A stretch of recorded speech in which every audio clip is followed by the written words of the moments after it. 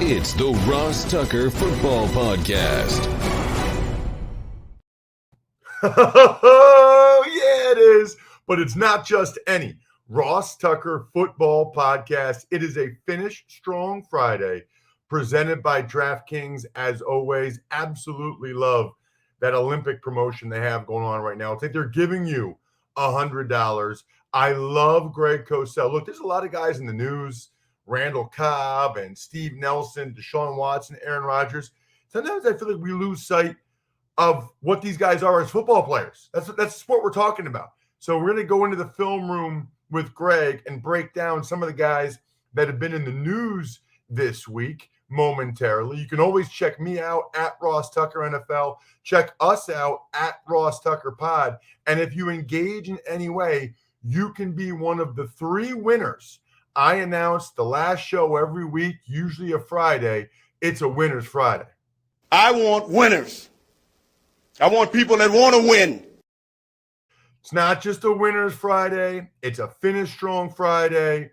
To spread the word winner, Josh Austin. Josh, I saw you liked the college draft post on Facebook, facebook.com/RossTuckerNFL. Let me know exactly what you'd like, whether it's a signed picture or a press pass. I'll be getting a lot of them soon this season coming up. I still have one from last year, Jags Eagles. Maybe that's 2 years ago. If you want the Jags Eagles, for those of you that are Eagles fans or Jags fans for that matter, or if you want a signed picture or a signed card, that's perfectly fine as well. Sponsor confirmation email winner, Jill Tomasian. She got the Raycon earbuds that I'm obsessed with these days. Love Jill getting the Raycon earbuds. Love my Raycon earbuds. If you don't have earbuds, or even if you do and you're not happy with them, the Raycon ones are way better. They don't stick way out either. They fit right in your ear, which I like. And then the YouTube shout out, really appreciative of the kind words from Kieran O'Keefe.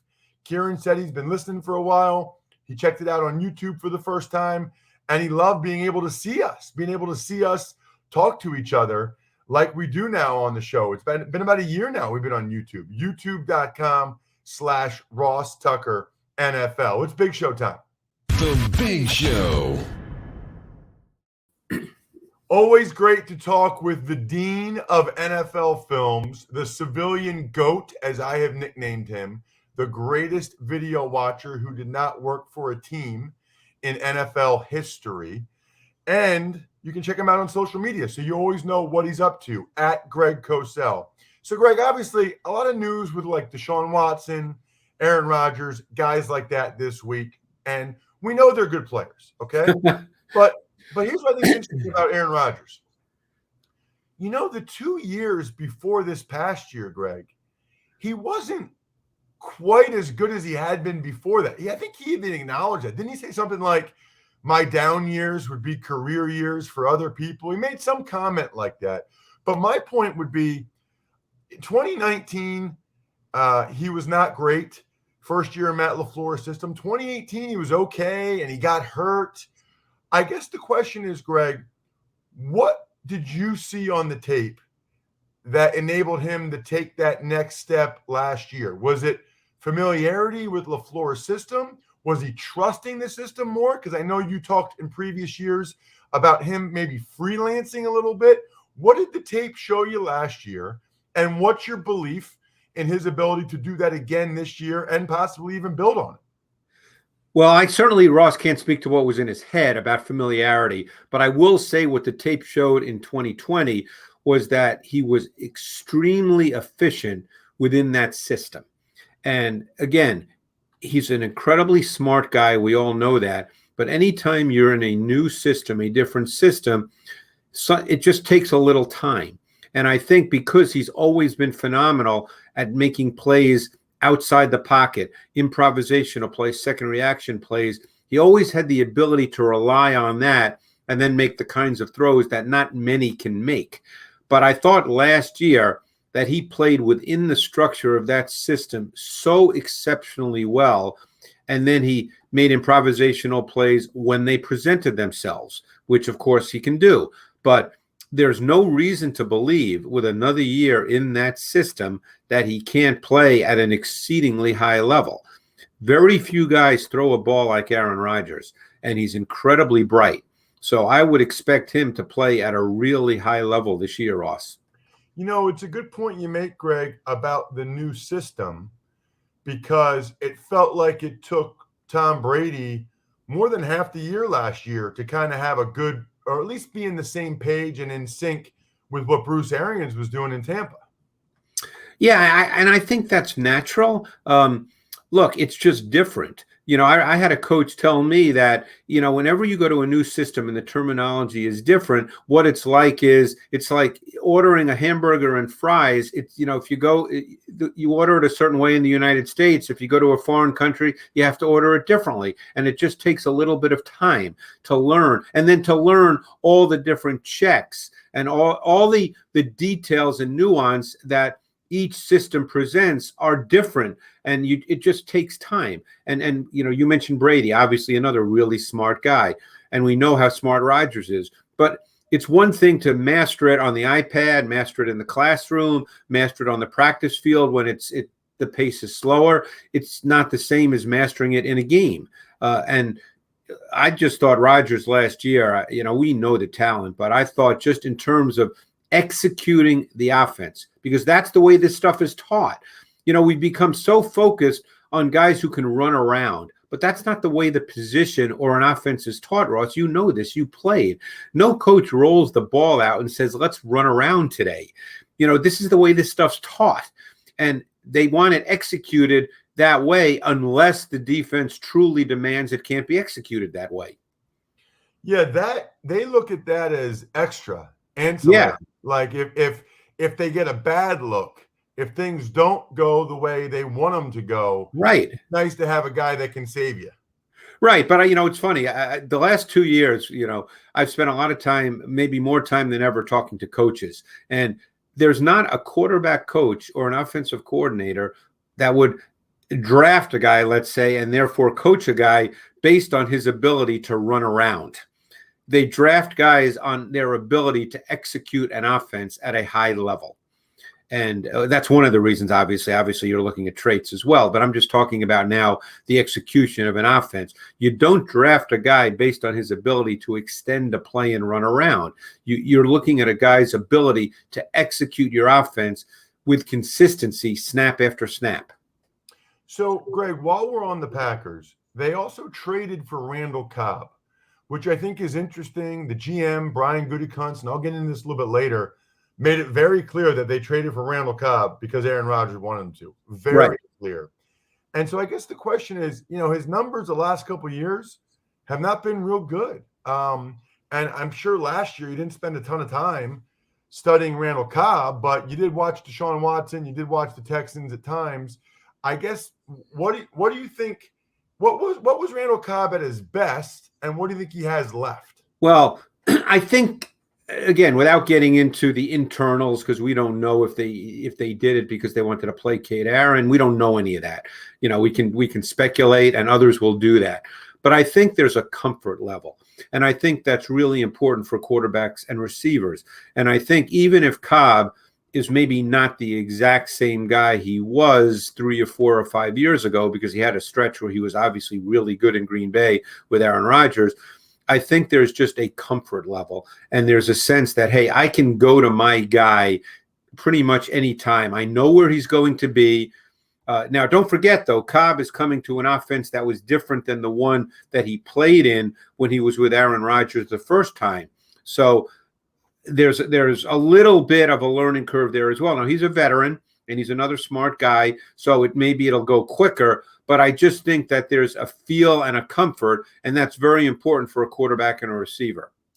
It's a really good point, Greg, about, there is a familiarity between Aaron and Randall, obviously, but it is a new system for Randall. It's a new system. And I can speak to this. I think I had 9 different offensive coordinators, Greg. I mean, isn't it? It's just different, Ross. I mean, people might not, they might think, oh, as an offensive lineman, just block this guy. But it's just different in the way it's presented, the way it's coached, the way you're asked to execute it. Am I right?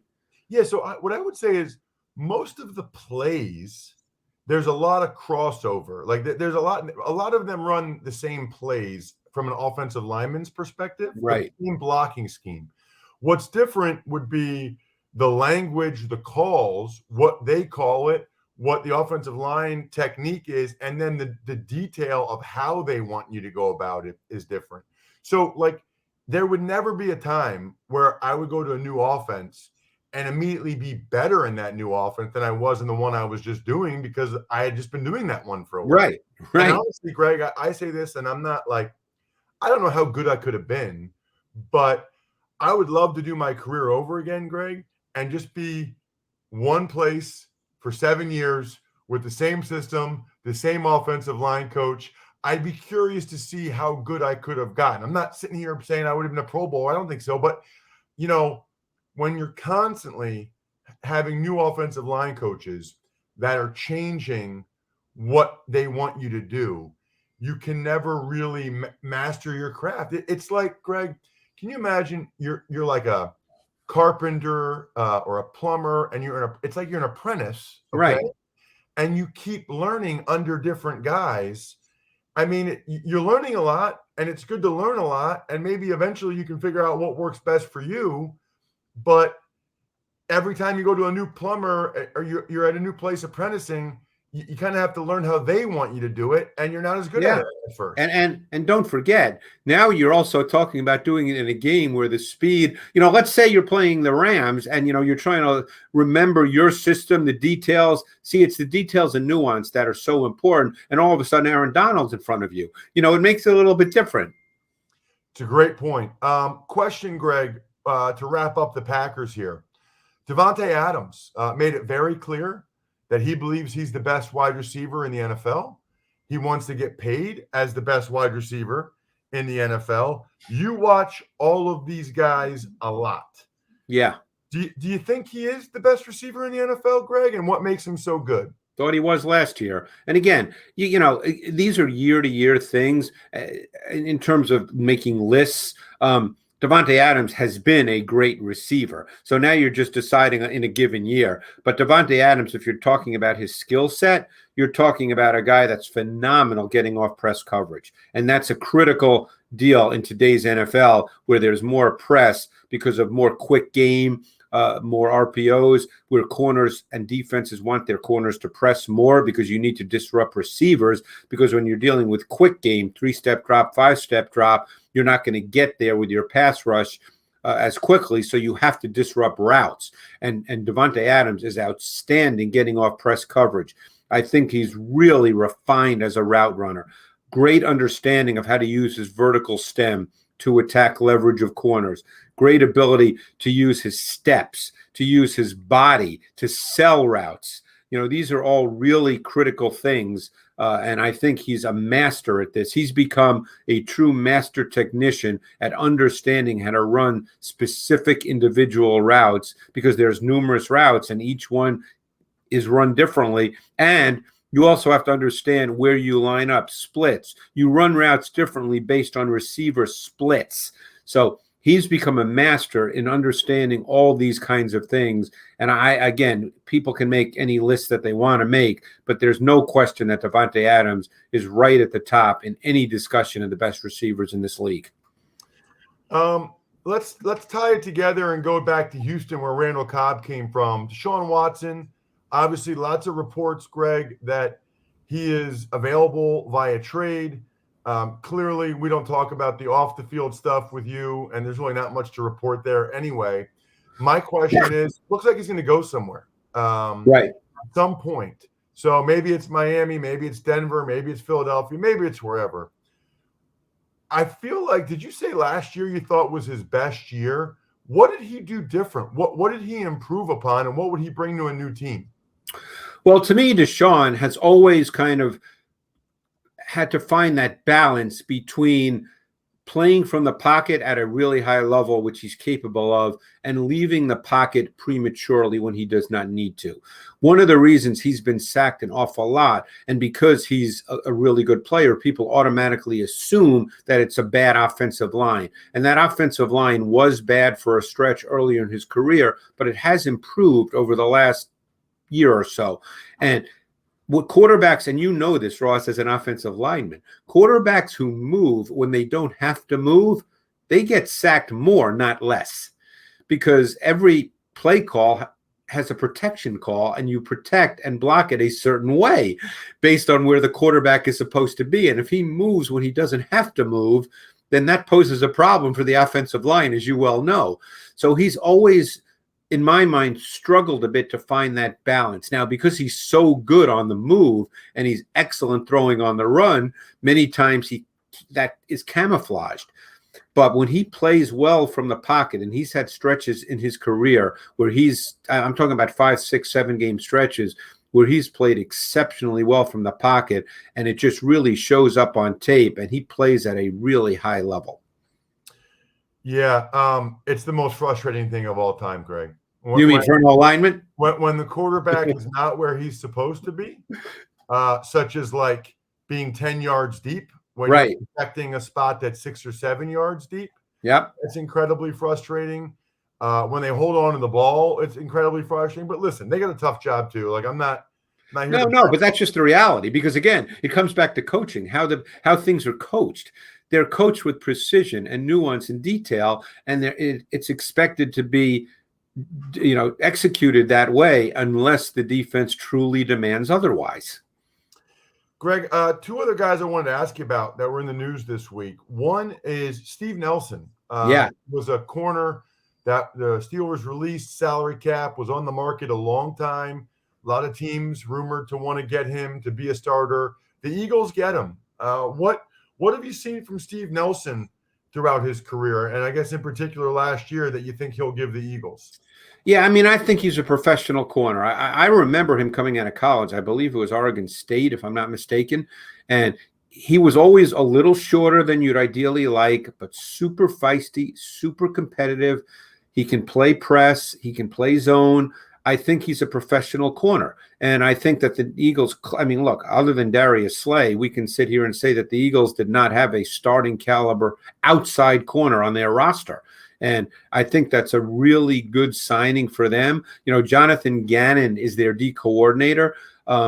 It's my understanding that he's pretty much instituting what would be considered a Minnesota-type defense with a lot of probably quarters, cover 4. That's a Minnesota-type scheme. So your corners can play off, your corners can play press. I think he'll end up, barring anything unforeseen, as the outside corner opposite Slay, and I think that's a really good signing by the Eagles. So the other guy I wanted to ask you about for sure, and maybe we'll get to some other guys, but I think this guy's really interesting on a couple different levels. Logan Thomas, Greg, got a contract extension with the Washington football team, big money, and I love stories like this. I love guys like this. I think a lot of the listeners know, but maybe they don't. He was a quarterback at Virginia Tech. He's a really big kid. He had a big arm. Where do you go? Like 4th round, maybe? I thought he had a chance as a quarterback. I guess I was wrong. Yeah, he had a big. I think Arizona drafted him in the 4th round as a quarterback, and he worked all the way through to go ahead, become a tight end, and become a starting tight end that Washington wants around for years to come. So let's start with this first. The first question is, what kind of player is Logan Thomas? I watched his tape a couple of weeks ago. He was just one of those guys I felt like I wanted to take a look at. And I was pretty impressed. My sense, and for those listening who are fantasy players, I think he'll be an ascending player. I think he'll be utilized more this year. It's Scott Turner's offense, which has many elements of his dad, Norv Turner. So there's intermediate and vertical elements to that pass game. There's a lot of routes that have those elements to it. Last year, his explosive receptions came on corner routes, vertical seams, wheel routes. He's physical and competitive run after catch. I think he's really an intriguing player. And, he showed a pretty wide catching radius. He showed good hands for a player that was not a receiver in college, as you mentioned. So I think there's a lot to like with this guy, and I think you'll see him utilized even more this particular year in the context of that offense. Because keep in mind, Ryan Fitzpatrick is a quarterback that's used to throwing it up to big receivers. He's done that much of his career. And Logan Thomas is the big receiver in this offense. So I think you'll see him with a lot of targets this year.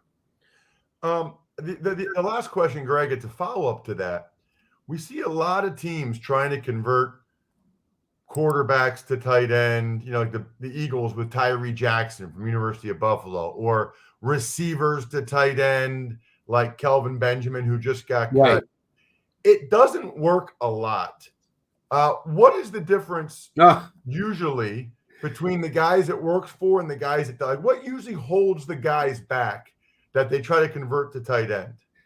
I mean, I hate to say this, Ross, but I can't. That's a hard question to answer because I think guys have skill sets and talents. Look, Logan Thomas was a quarterback.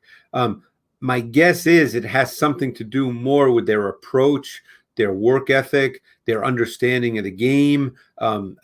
These are kinds of things that I wouldn't know. I mean, they show up on tape just sitting and watching the tape, but there's a process involved with that I really can't speak to because I'm not there. I mean, I've heard from people that coach Logan Thomas that he's an unbelievable kid who really, wants to be great. Now, I can't speak to Kelvin Benjamin. I'm sure people who followed Kelvin Benjamin's career might say, based on what we just know about him, without being around him, that he doesn't seem to be that guy.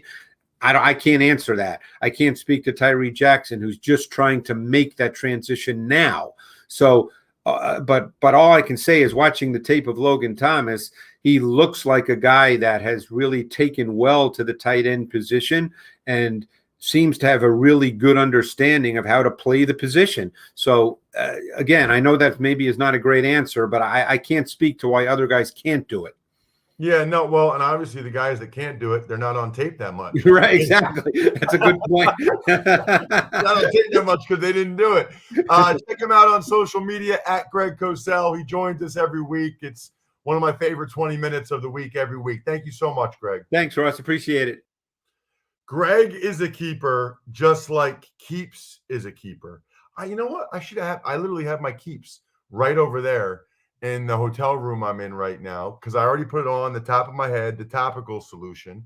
I already took the pill, and I could show you guys here, those of you that are watching on YouTube, youtube.com/RossTuckerNFL. I could show you my Keeps right now. Huge fan. I tell my friends all the time. I tell my family, literally ask my family and friends. They will tell you Ross is a big fan of Keeps, and he takes it and has for years. The key is that there's only 2 FDA-approved medications. We all know about the FDA approval process now, right? Like, they need a lot of research. They need a lot of track record to approve something. They need to be able to have evidence, tangible evidence that it works. Guess what? They've got 2 FDA-approved medications for male pattern baldness. Get involved. If you're ready to take action and prevent hair loss like I did and do, go to keeps.com/Ross to receive your first month of treatment for free. That's KEEPS.com/Ross to get your first month free. Keeps.com/Ross. Tuck's Takes. Good morning, Ross. Let's start with some of the hard news that actually came down the pike. It's Randall Cobb goes from Houston to the Packers for a 6th-round pick. So, man, I mean, there's a lot I could get into here, Bri. A lot of people don't think he has a whole lot left. But he certainly wants to prove he still does. And Aaron Rodgers certainly wants to prove he still does. Gutekunst couldn't have been clearer at his press conference that they traded for Randall Cobb because that's what Aaron wanted. It was amazing. Like, I think I tweeted, Bri, at RossTuckerNFL. Are you guys all following me by now? I mean, do I even need to say that? You should all be following me by now. At RossTuckerNFL. Bri is at RossTuckerPod. But Gutekunst made it very clear that they got Randall Cobb because Aaron Rodgers wanted him. AKA, if Randall Cobb stinks, don't blame me. This is the guy Aaron Rodgers wanted. And the Texans still have to pay him $3 million this year to play for the Packers. The Packers are paying him $5.5 million. I don't know how he had $8.5 million still guaranteed for this year, but that was a heck of a contract he got to still have that much money guaranteed. Tuck's Takes. While we're on the topic of Green Bay, got to get your thoughts on the press conferences they had up there in Wisconsin. Yeah, I mean, I appreciate the guy's honesty. It's very entertaining for us. Rodgers put it all out there. Davante Adams was very clear that he's not taking less, doesn't care who the quarterback is. Like, he wants to be the highest paid receiver in the NFL. That's his priority. And by the way, I have no problem with that whatsoever. Every guy's always like, it's not about the money, it's about the respect. No, Davante Adams was like, I want to be the highest paid receiver. Okay. And I agree with Gutekunst. There's different ways to say you're the highest paid receiver. There's average per year, there's guarantees, there's signing bonus, there's 1, 2, 3 year cash flow. There are different ways to be paid the highest in the NFL. So it sounds like Davante's only concerned about average per year, but I appreciate Davante just said that. I wish more guys would just say that.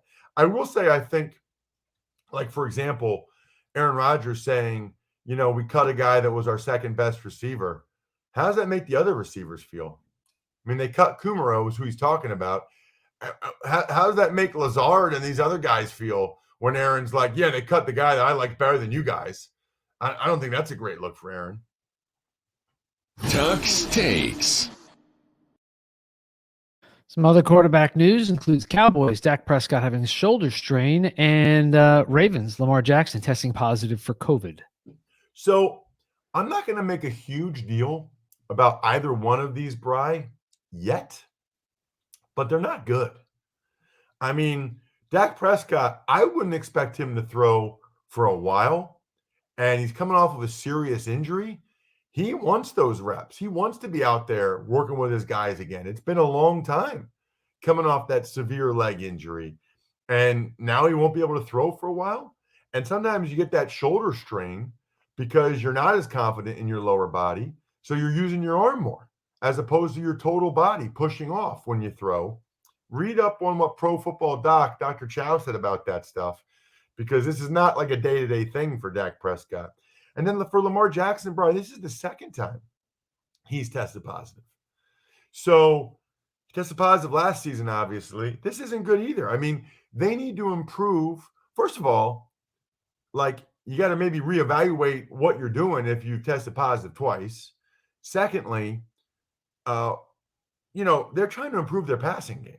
They got Sammy Watkins. He's going to miss what, like 10 days, Lamar Jackson? That's a lot of reps. It's a lot. There's a reason why guys like Brady and Manning and those guys want all those reps. That's not good at all for the Ravens and for Lamar Jackson. He's going to miss a bunch of opportunity to get more on the same page with his receivers so they can improve a passing game that needs to be improved. Tuck's Takes. Couple of other news items to finish off the week, Ross. Colts giving their right tackle Braden Smith the big extension, and the Giants cut wide receiver turned tight end Kelvin Benjamin. A lot of tackles, a lot of right tackles getting their contracts, right? It's like Ramczyk, then Moton, then Braden Smith. They have a new data point, right? Okay, this is what guys are getting now at this time. And any of these, I mean, these are big guys. They're playing a tough position. It's physical. It takes a toll on their bodies.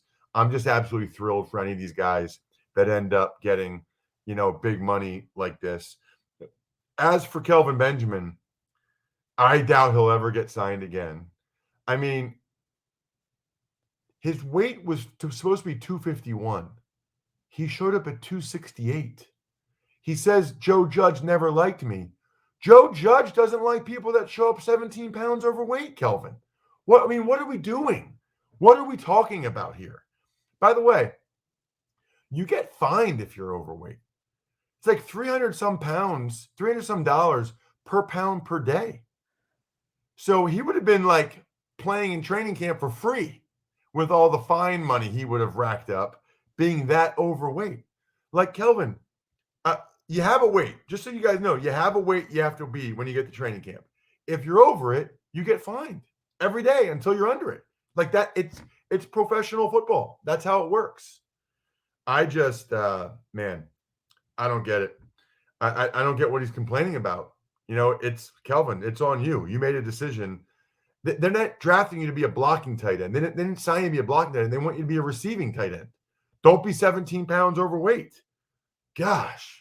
Shout outs, Pizza Boy Brewing, as well as Sporticulture, as well as humanheadnyc.com and Vision Comics with an X. Already have an awesome guest lined up for Monday. Make sure you check out all the other shows that we've got rolling on RossTucker.com or wherever podcasts can be found. Even Money was great this week with Chad Millman. He was awesome.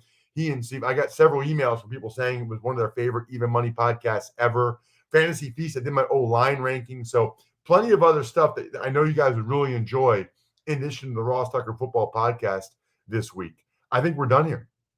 Thanks for listening to the Ross Tucker Football Podcast. Make sure to also subscribe to the Fantasy Feast, Even Money, Business of Sports, and College Draft. All available at Apple Podcasts, RossTucker.com, or wherever podcasts can be found. A lot of times on the show, I mentioned DraftKings. Here's what you need to know. You got to be 21 or older, New Jersey, Indiana, or Pennsylvania only. New customers only. Restrictions apply. See DraftKings.com/sportsbook for details. Gambling problem, call 1-800-GAMBLER, or in Indiana, 1-800-9-WITH-IT. By the way, if what I was talking about included a deposit bonus, doesn't always, sometimes it does. Deposit bonus requires 25 times playthrough, and deposit bonuses are paid out in site credit.